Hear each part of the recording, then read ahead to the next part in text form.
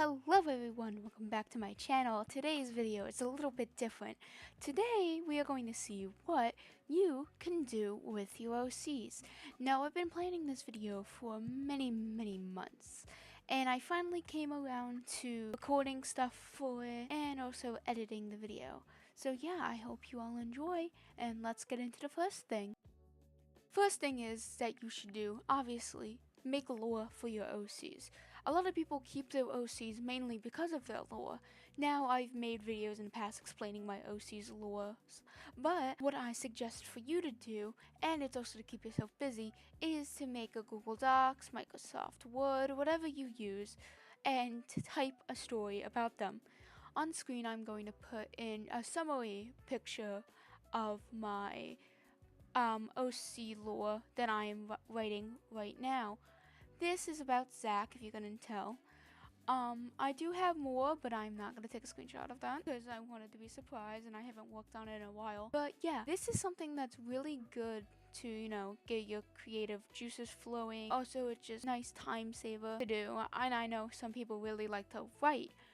So yeah, this is a really great way to express yourself, express how your characters act, interact, and also it shows what kind of lingo they know and stuff like that. With this, I highly recommend that you do this with your OCs and for your OCs. But anyways, with that, I shall move on to number 2, or what to do with your OCs. Number 2, you got draw them. Now what I mean by this is, I mean in different ways. We could draw them traditionally like this, and you could also draw them digitally like I did, like this. But you don't have to just draw them. And here is where section or number 3 comes in. Now I know some of you might be thinking, what do you mean by making them in real life? What I mean by that is by making a physical copy or version of them. Now, what I'm suggesting for this is to make little tiny sculptures of their heads that can be wall mounted. I have done this, and here are pictures.